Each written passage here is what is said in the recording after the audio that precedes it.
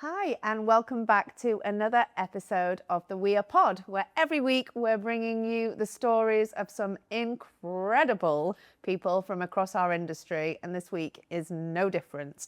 But before we get into this week's pod, I just want to say a huge thank you to our partners over at Digital Sparks. We tell you this every week, but please go and look at their Instagram. Check out the amazing short form video content they're doing for a whole host of agents and suppliers in the sector. It is, I promise you, banging. And now, let's get on to this week's pod. So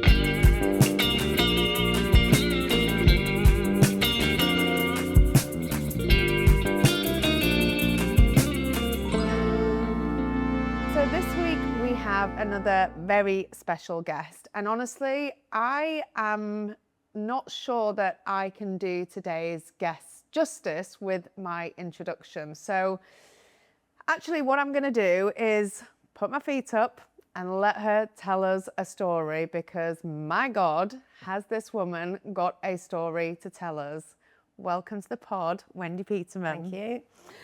Where do we begin? I mean, I'm serious. I'm going to put my feet up and I'm going to sit back and I'm going to just soak in the incredible story that you've got to tell us. And I think a story that has got so many ups and downs and intricacies and some shock factor in there that people won't be expecting it from what they will see of you in kind of day-to-day estate agency. So take us back to the beginning. Well, I was born in 1950. No, not really. I'll take you back to starting work at Saatchi's. I mean, I'm particularly interested in this. I mean, as somebody who runs a marketing agency, I aspire to this. I mean, crikey. So I got married. I had 2 children. I had previously been in advertising. I freelanced. I was freelancing at the time. I'd been made redundant while I was pregnant, which you could do in those days. Wow. And ended up freelancing for someone that I knew. After I'd had my daughter, she used to come to work in a little thing. I think I went back to work after about 8 weeks, but I took her with me. And it was a little baby carrier, 8 weeks? Yeah. Wow. I mean, sorry guys if you don't want to hear this, but I was feeding her myself, and that did include advertising lunches where obviously I wasn't drinking, but I was in some really lovely restaurants like that. But anyway. You got to do what you got to do, right? Yeah. But she got a little bit too old. So once she started crawling, as I say, those days it was scalpels and you couldn't have a little child crawling around on the floor. So a very good friend of mine introduced me to someone at Saatchi's, and that's how I started there. That was in 1987, around then. Very male-dominated environment? Totally male. There was loads of secretaries. Oh, yeah, of course. All in short skirts. There was plenty of those. There were a few account managers, and the creatives were kind of probably 70-30, but all of the top jobs were definitely, very male-dominated. So I kind of went into one of the group. I started as a production girl, which is just helping making whatever it is that was being made, and slowly but surely kind of went up the ladder from there. You're being humble, Wendy. Give us the truth. No, well, that is how it was. I mean, my first week there, my daughter had got rushed into hospital. So after about 3 days, I ended up in King's College for 5 days, and luckily they were kind enough to let me go back. No, it was a real slog. But the weirdest thing about working at Saatchi's, and it probably was advertising in those days, was you went into this place and it became your world, and everything outside of that became not the norm. The norm was going to work, working God knows how many hours, going home, coming back, and it was almost like running back into the real world. Going home was going to some weird other place. Yeah. So it was quite a hard balance. Then I, during that time, had my son, And it was a very difficult juggle to manage 2 young kids. I was only allowed to have 3 months off with Ben. So I was back at work, literally, yeah. So who had the children? We shared a nanny, and the nanny came to our house, and then we had another lady that brought her kid as well. But the hours were very long. I missed loads, and it was horrible. As much as I loved being there. I want to come on and talk about that, but the first thing that you've omitted to tell me here is that you were the first female to be appointed one of those senior roles into the client services director role. Yeah. So that was a few years later. That's monumental in a culture and an environment like that. You know, talk me through that time, and did you feel like you managed to make any change in that culture by you being in that role, or did you just become part of the beast? No, I did become part of the beast, and it was after the Saatchi split. So Maurice and Charles went off and took some of the big accounts but Saatchi itself stayed in Charlotte Street, and I stayed there. And weirdly, you do become part of it, and in terms of building respect as a woman, it was really difficult to be taken seriously. Luckily, there were some really amazing female creative directors that I worked with and I got on really well with, and that kind of helped the profile of women in advertising. Yeah. But it was still very, very tough because it was so male dominated. I don't know that me on my own made that much difference to women in advertising. I think I just loved my job, contributed, felt like I did a great job. And I think because I obviously did do a good job, people just took me for what I was. It wasn't, you know, and also then you didn't think about why there's so few women. It was just the way it was. Yeah. You know, if you wanted to get something done in those days, you put a short skirt on, a pair of high heels, and wiggled into your creatives to get something done on time. And that was how it was the reality. then. And a lot's changed. Yeah, I mean, some places it hasn't, but well, a sadly, lot has changed. Yeah. So you're in this incredible, high-pressured environment. You're in this amazing job. You're doing it because you've worked bloody hard and you're really good at what you do. Yeah. But a minute ago, and I interrupted you, and I apologise. A minute ago, you talked about the kind of, I hate the mum guilt thing. I hate it, Wendy. Yeah. So I'm going to try and phrase it a little bit differently. But you were missing out. Yeah. On some absolutely. on some kind of really early years. Yeah. With the kids. Never took the kids to school. Never picked them up from school. Made it to some of the most of their sports days and activities. But yeah. You just have to do what you have to do, though. At the end of the day, you know you're doing it for the right reasons. Yeah. Whether it is a kind of mum thing that you don't put yourself first. And that was another, you just have to do it. Yeah. I felt really, really strongly that I wanted my kids to have everything that they could. I felt really strongly that I wanted them to go to good schools. And the only way I could do that was by working as hard as I could. And I think as well, so I struggle, you know, when I had Freddie, I took a very short maternity leave. I was back to work. I couldn't switch off. I've always worked a lot of hours, and I do feel, you know, I'm constantly checking in with him, or he's kind of saying, Mum, no laptop tonight, that kind of thing. And I am doing it because I want to show him what hard work looks like. Yeah. And I am doing it because I want us to have a nice life. But I'm also doing it because that's a big part of who I am. Absolutely. As well. Yeah. And even if money wasn't an object, I'd still want that for me, and because that makes me a better mum. Yeah. And you have to be true to you. I mean, to be fair, I went to the doctors after I'd had Ben because I just thought there was something wrong with me. I mean, thank God they told me I had to come back to work, because I was like, I don't know what's wrong. And the doctor said, were you working? Are you a working mum? And I said, yeah. And she went, just go back to work. And it was like, thank you. Yeah. So I kind of thought, well, the doctors told me I should go back to work, so I can. Because I'm the same. I've always worked. I can count the number of sick days I've taken off. I've never skived. It just isn't my way. So it is about, being true to yourself. I totally agree. Because if you're not happy, you're not going to be any help to anybody, are you? So then what happened? Well, blah, blah, blah. I did that job and had a great time. And then I left Saatchi's, went somewhere else, went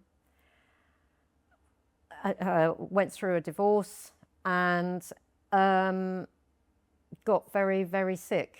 No one really knows what happened or why, but I collapsed in a bar one night, and it was a really scary 3 months where I couldn't. I'm not being dramatic. I almost died, but here I am. I didn't. Were you in hospital for these 3 No, months? I wouldn't go into hospital. I stayed at home. My mum came and stayed, and she was amazing and looked after me. My poor Rachel and Ben didn't know. Well, they didn't. I mean, they were old enough to know what was going on, but it was very scary for them. And it took about 3 months, and I started getting better. And the doctor said to me, "You can't go back to that. You can't go back to that life."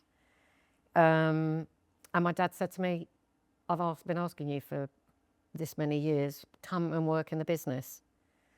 And it was like, advertising v estate agency, really? It's so not what I want to do. The glamour of the bright lights. Yeah, exactly.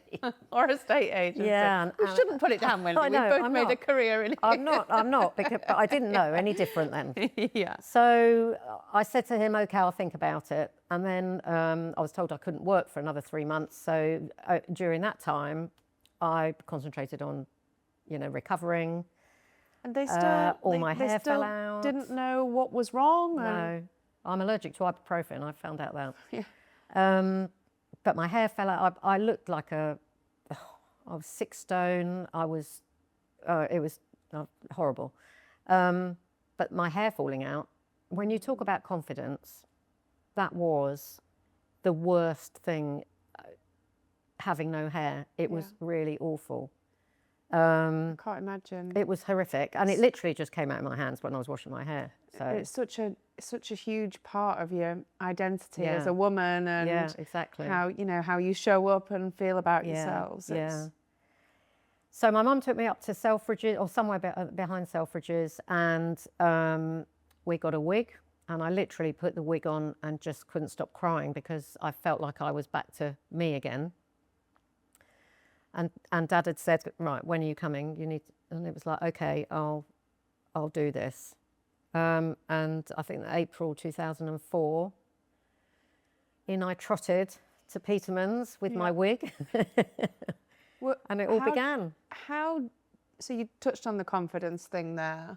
You're going into a totally new area of work. You've gone through, having 2 children, gone through a divorce, an illness, losing your hair. You're now going into a family business where I guess there's kind of some expectations on you because, of course, it's the family business. You know what you're doing, right? Yeah, absolutely. But what was the reality of what was going on under the bonnet? I was shitting myself. But you just don't show it, do you? Yeah. And I think the more you don't show it, the more you think, okay, well, no one can see that I'm actually having a nervous breakdown inside. I can do it. And you just fake it till you make it. Exactly. Convince yourself till you can. And yeah, no one in there was very happy to see me, of the staff, apart from my dad. Why? Well, they didn't know what to expect, did they? And they were all having a great time doing what they wanted to do and cruising, because the way that they worked, my dad and uncle, who ran the business up to that, and my cousin, but he was in a different office. Certainly my dad and uncle, they'd never worked anywhere else. And they started from nothing. They bought a house and split it into flats and managed it, and the business grew from that in the 60s. So they'd never worked anywhere apart from in the sweet shop that they had before. So you go in with all the experience you've got, and they're like, I'm like, shit's get real. Why is this? And the more I asked, the more the staff didn't like it, and the more everyone else did like it. And I just thought, okay, we're going to get rid of the staff and start again. Really? We didn't get rid of everybody. I mean, I knew there was some good people there as well. And then I had to hire people that knew what they were doing, because I didn't know what. I knew about advertising. I knew we needed to rebrand. I knew I needed to change the way that everything looked. But I didn't know anything about actually Buying and selling properties or letting, or I knew nothing. So I just surrounded myself with people that did, and thank goodness they were amazing. And then it got to kind of, you know, I can remember my own first sale, selling agreeing the price, negotiating it myself, and then progressing it. And I just thought, oh, this sales progression, it's exactly the same as working in advertising. It's the same as my other job. Manage expectations, manage money, and manage timing. I mean, literally, it's the three same things. So I realized I was really good at that. So I kind of took on all the sales progression and just, surrounded myself with people that were good and knew what they were doing. And did that kind of, the evolution of Petermans and everything that you did in there and the changes that you make, did that kind of coincide with almost the kind of rebuild of you and your confidence and your health? Yeah. It did. Somewhere along the way, I started running and did 2 London marathons. Yeah. I mean, that was amazing, really amazing. What on earth made you think, I know, I'm just going to do a London marathon? In one of the advertising jobs, after I'd left Saatchi's, one of our clients was Childline. And someone in the team, the Childline team, said, oh, we're going to do a 10K or 5K, I think it was. Will all of you guys do it with us and raise some money? So we did, and I just started doing it and thought, I quite like this. So then we did one we did a 10K for someone else, and it just grew from that. And there was a lot behind it. Someone had told me that I would never be good at running and I wouldn't be able to do it. And it was like, do you know, I'm just going to do it to you. Yeah. And I will do it. And that was how it started. And well, I was lucky. My daughter's done a marathon. My son's done 2 marathons now. They all run. I'm the only one that doesn't, because my knees and hips are useless. Stubborn or driven? I'm very driven. And and if I say I'm going to do something, that's it. Yeah. I never don't do it. Yeah. And I have to have goals. I mean, I am so I'm very driven. Yeah, and you can see it. I was being plain devil's advocate to try and be spiky with you, but you can absolutely see it, Wendy. And I think, you know, everything that you've kind of gone through in these roles, and the setbacks and the resilience, it's the one thing that shines through is, no, that's where the direction I'm heading. That's what I'm going to do. So talk to us about the kind of journey of Petermans and what you've built and what it means to you. And okay, so when I got there, it was an agency that sold low. They weren't low standard, but they were kind of ex-council flats, stuff like that, and that was definitely not me. So I kind of said to everyone, right, we're going to set ourselves goals. I want to take on this many properties of this level by this time. And in my own head, it was like, at that time, right, I want the £1 million houses. And we weren't called out to the £1 million houses to begin with. We are now, which is brilliant. So, you know, a few years ago, I said to the guys, right, well, we've done that. We're going on to the £2 million houses. So it was about setting achievable targets. I didn't ask them to go for things that I thought no one would believe that Petermans would do that. It was about expectations. It was about proving and then going on again and proving and then going on again. And I'm really, really proud of what we've done. I'm so proud of the way that the company's evolved. You know, we are the experts, the local experts in both our areas, because we've got an office in Herne Hill and an office in Edgware. And I think we always feel we want to give back. We're very involved in the community. You know, we sponsor schools. I do reading for one of the schools. And I think that's just we're part of the community, and I think that's in both areas, as I say. Yeah, Howard and does it's the so same. important. And I seem to be kind of having this conversation quite a bit at the minute around we're all focused on we've got to grow and we've got to increase market share and we need to focus on lead generation and we've got to think about tech and we've got to think about AI and all of those and compliance and all of these things and team and it's all so important. But the thing that makes the difference is everyone is craving this human interaction now, this reality, this people, conversations, community feel. Yeah. And I think my advice to any agents at the moment is around, be focused on your numbers and the data and the tech and all of those things, but do not lose that heart of the community piece because that's absolutely what sets you apart. Yeah. And I mean, the guys are really good in my office anyway, they'll go for lunch, they'll go to local cafes, they're always, one of the boys has got 3 young kids. He sees people he takes them to the parks, and he lives locally as well, which is great. So, he'll bump into vendors and have a chat while the kids are on the swings. And that is as an important lead generator, if not better lead generator than totally phoning out or sending mailers or door dropping. Totally agree. It's like go and have a chat in the park. It's more fun. I mean, you need it all, but but you know what? But don't undervalue it. Yeah, don't undervalue it. Yeah, because it's as important. So you talked about giving back, and as we're recording this, kind of end of October, it's a year since we lost our gorgeous Sarah Ed. Yeah. And I know Sarah meant an awful lot to you. Yeah, she did. As well, and she did. to all of us. We're going to have a little glass of wine for her later, actually. Oh, Marv. Yeah. But Sarah was obviously running... Sorry. It's fine. I forgot to turn it off. It's fine. Sarah was obviously, the shining star within Agents Together, and I know it's something that you're incredibly passionate about in terms of mentoring. How did you even get involved in Agents Together, and what has that meant for you over the last few years? Life changer again. Really? But so I went through all of these things, carried on, didn't really talk about anything. You get divorced. I didn't talk to the kids about it. We just carried on as if nothing had happened, got sick, got better, carried on as if nothing had happened. Whatever else the other things were, you just carry on. And Sarah had actually invited me onto the board of Booming. That's when I first met her. And she's just an amazing woman.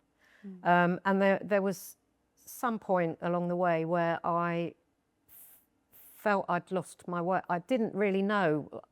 I phoned her and said, I think I need some leadership coaching. And she said, why, what's the matter? And I told her, and she went, Wendy, you don't need leadership coaching. You need some coaching for yourself. And she told me that she told me about Agents Together. And that was the beginning of it. And actually Chris Watkins as well, I'd spoken to him. I can't remember the order of it all now, but he'd said the same thing.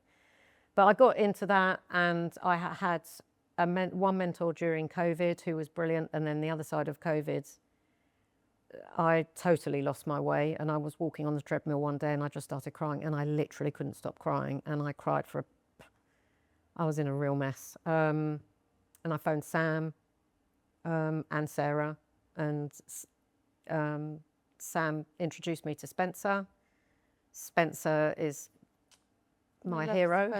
He must be so sick of hearing this from me.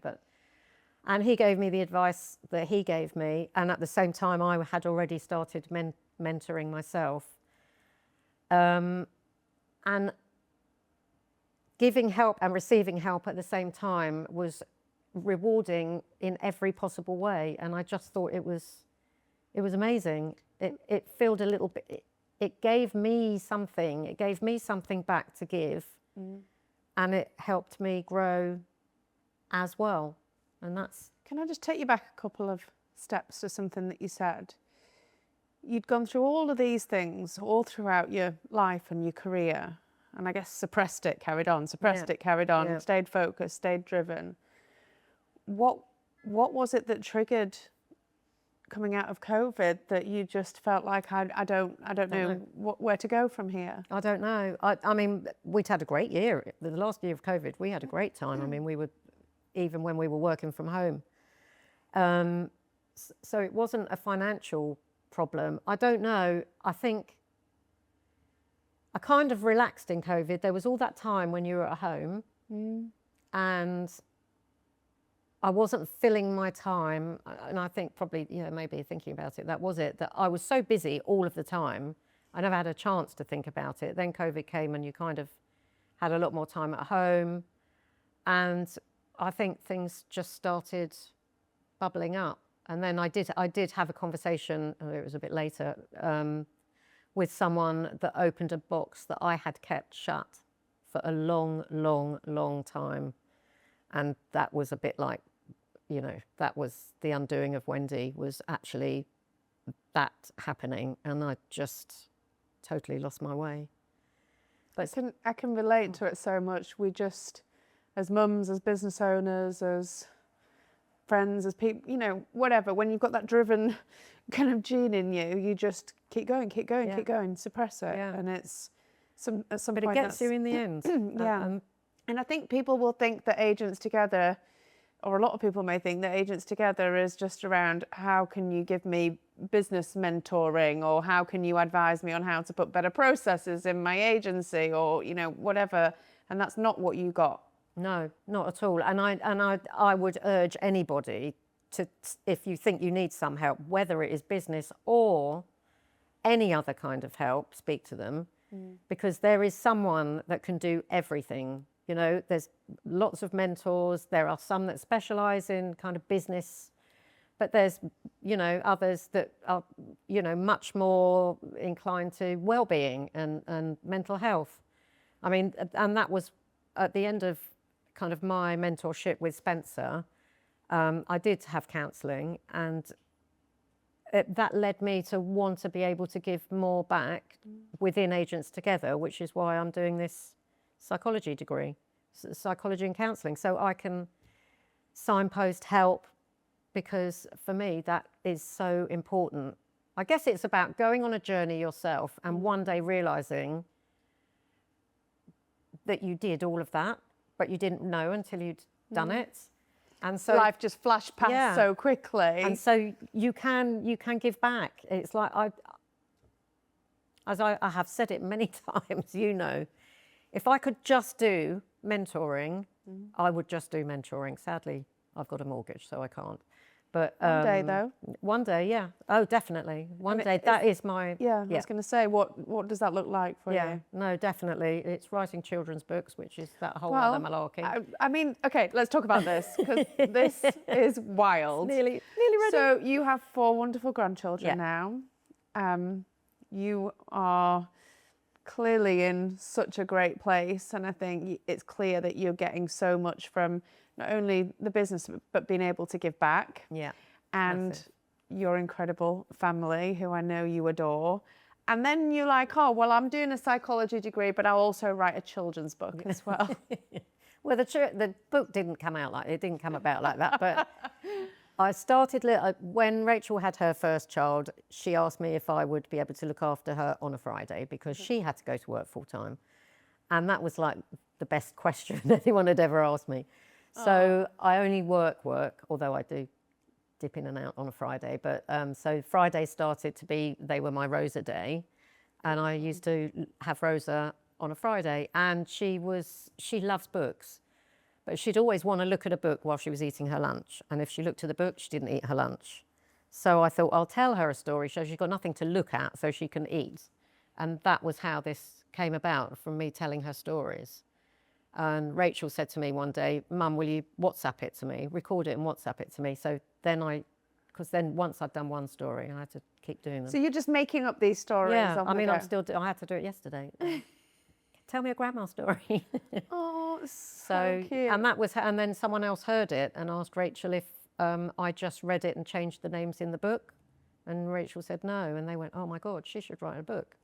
And it was never intended, but It's So now brilliant. I love it. I'm so just- excited. Yeah. So Can't wait. where are we at with the book? So we've nearly finished all the illustrations. The book, I've seen it as a layout, and hopefully this side of Christmas, the first one will come out. I mean, I've got loads of them lined up. Incredible.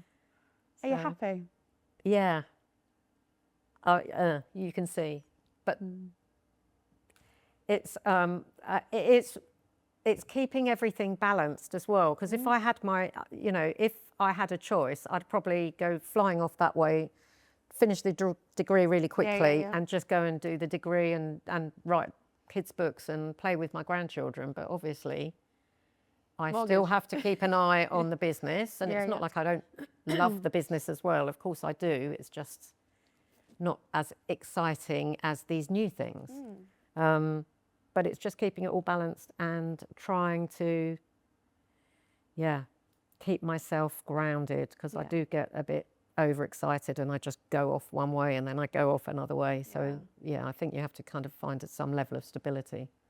What advice would you give to anybody, I kind of guess earlier on in their career, that are running at this 100 mile an hour and potentially kind of struggling a little bit with mental health and feeling a little bit overwhelmed? What advice would you give them? I've got a few little snippets, I guess. Half an hour a day for yourself. Find half an hour a day and just step away. Try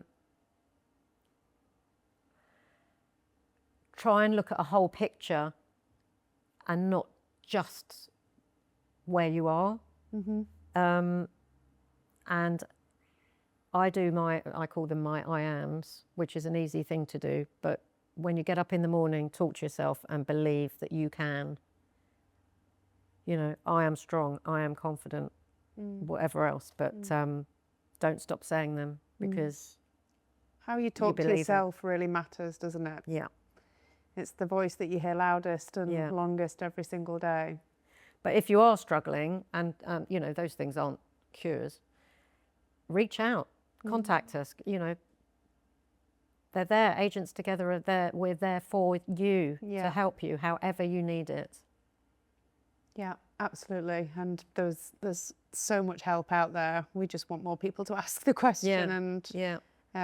But sometimes that takes some strength as well, doesn't it? Yeah, definitely. But it's all confidential, and I think, and can't free. stress that enough, and totally free. Yeah. Wendy, I could talk to you all day. I feel like we've scratched the surface in terms of, I'm sure there was more stories in here that I needed to pull out. But we'll have to do them offline. Yeah, we'll do that offline. We'll do that over a glass of wine for Sarah later. Yeah. We always ask every guest who they would like to see come and join us in the hot seat in the future. So we would love your recommendation. I am a great admirer of Nicola Brimall. She's, talk about a lady of strength. She's been through her own personal hard times, so she'd be my recommendation. Fabulous. We will speak to Nicola and see if we can drag her to come on the We Are Pod with us. Wendy, thank you so much. I really appreciate it. Thank you for being so honest and open with me. And I know what you've said is going to land with a lot of people and really resonate and hopefully help some people that are listening. So thank you. Thank you. And thank you, everyone, for joining us again this week, for listening. Please like, subscribe, share, and we'll see you again next week on the We Are Pod.